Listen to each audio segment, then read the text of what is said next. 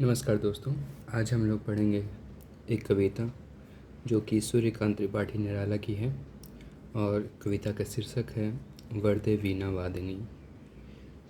ये कविता स्नातक प्रथम खंड के बुक में थी, तो मैंने सोचा कि एक सीरीज़ शुरू किया जाए जिसमें कि बीएससी पार्ट 1 में जो तिलकमांझी भागलपुर यूनिवर्सिटी के छात्र छात्रों के लिए होता है, उसमें जो हिंदी की किताबें हैं उसका हिंदी में जो भी कविताएं हैं या फिर कहानियां हैं उसको एक ऑडियो के फॉर्म में कन्वर्ट करके रखूं, ताकि अच्छा लगे, पढ़ाई में सहूलियत हो। तो उसी प्रयास में ये पहला कदम है। तो आज हम लोग पढ़ रहे हैं वरदे वीणा वादिनी, जो सूर्यकांत त्रिपाठी निराला की है लिखी हुई, और ये पहली कविता है इस बुक की। वरदे वीणा वादिनी वरदे। वरदे वरदे जो है संस्कृत का शब्द है जिसका मतलब होता है वरदान देना। तो वरदे मतलब वरदान दो, वरदान दीजिए, क्योंकि यहाँ पे वीणा वादिनी वरदे। वीणा वादिनी कौन है? वो जो वीणा बजाती हैं। तो सामान्य तौर पे ये एक समास है जिसका कि अर्थ होगा कि सरस्वती माता। तो ये कह रहे हैं कि वरदे वीणा वादिनी वरदे, मतलब जो कवि हैं वो सरस्वती माता से एक वरदान मांग रहे हैं। अब क्या वरदान मांग रहे हैं वो आगे देखते हैं। प्रिय स्वतंत्र रव अमृत नव मंत्र नव भारत में भर दे। मतलब प्रिय स्वतंत्रता जो है उसको भरना है, और इसको जीतने का लाने का अमृत मंत्र नव भारत में भर दे। जो नई पीढ़ी है भारत की, उसमें वो चाहते हैं कि स्वतंत्रता का बीज भर दे, जिससे कि लोग स्वतंत्र हो सके।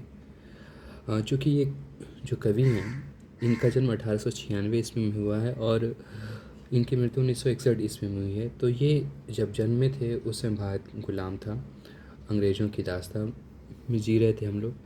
तो इसलिए इनका भी एक दायित्व था कि वो अपने जो भी जनता है उसको संबोधित करे, क्योंकि आमतौर पे जो भी कवि या फिर लेखक या फिर उस समय जो भी कोई रहे थे, सभी का एक ध्येय था, उद्देश्य था कि सबसे पहले तो देश को आज़ाद कराना है।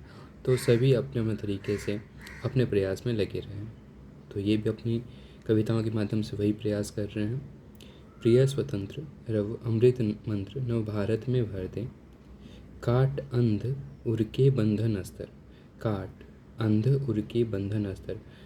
जो गुलामी की बेड़ियां हैं उसको काटने के लिए ये शक्ति का आराधना कर रहे हैं, ऐसा ही है।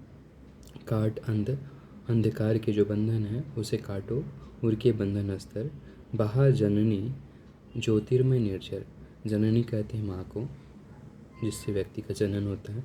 तो बहा जननी, माँ से प्रार्थना कर रहे हैं। ज्योतिर्मय निर्जर, ज्योति एक तो ज्ञान रोशनी होती है, ज्योतिर्मय निर्जर ज्ञान का प्रकाश बढ़ बहाओ माँ, ऐसा करो। कलुष भेद कलुष जो भी मन में द्वेष है या फिर घृणा है, ये सब को भेद हो, ठीक है। तम हर, तम अंधकार हर, जो भी मन में समाज में बुराइयां हैं उसको हरना है, हरो माँ, निवेदन कर रहे हैं। और इसको हटाने के बाद क्या करना है? प्रकाश पर, जो ज्ञान है उसको भरना है, और भी नई चेतना भरनी है इत्यादि। और उसके बाद क्या है? कलुष भेद तम हर प्रकाश भर जगमग जग कर दे। और ये सारा कुछ होने के बाद जो हमारा देश है वो जगमग हो जाए, उजाले से। उसके बाद क्या कहते हैं कवि जी? नवगति नवलय ताल छंद नव। चूँकि वो जो समय था 1900 ईस्वी के आसपास, 19वीं शताब्दी का, जिस काल में ये थे, वो एक नया बदलाव का दौर था, ठीक है। तो उसी को ये बताना चाह रहे हैं। नवगति नई तरह की गतियाँ हो रही हैं, नए नए प्रयास हो रहे हैं। नवलय जो उस गति का लय है वो नया है, नए तरीक़ा का है। ताल छंद नव, मतलब लोगों का जो व्यवहार है या जो भी कुछ है वो सब नया है, नए तरीके से है। नवल कंठ नव जलद मंद्र रव, जो नए नए लोग आ रहे हैं।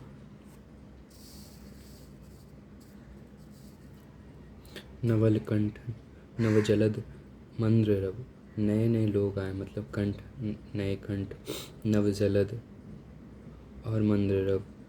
नव नभ के नव विहग, नव नभ की मतलब समाज में, यहाँ नभ मतलब आकाश होता है ऐसे तो नए जो समाज है, यहाँ पे समाज को देख दर्शाया जा रहा है। नए समाज में के जो नव विहग है, मतलब विहग मतलब चिड़िया होता है ऐसे तो, लेकिन यहाँ पे भारत के बारे में बताया है कि अभी जो भारत है, भारत में जो लोग रह रहे हैं वो नए नए जो युवा हैं उनके बारे में कहा जा रहा है। वृंद को नव पर नव स्वर दे, उन लोगों को एक नई स्वर दें, मतलब कि उन्हें साहस दें इत्यादि, ताकि वे स्वतंत्रता संग्राम में अपने आप को भागीदार बना सके और फिर देश को आज़ाद करा सके। तो कविता यही थी और उसका अर्थ मैंने अपने सोचा है, जितना समझा पाया, कोशिश किया है समझाने का। बाकी धन्यवाद, फिर मिलेंगे कभी अगले किसी अध्याय के साथ।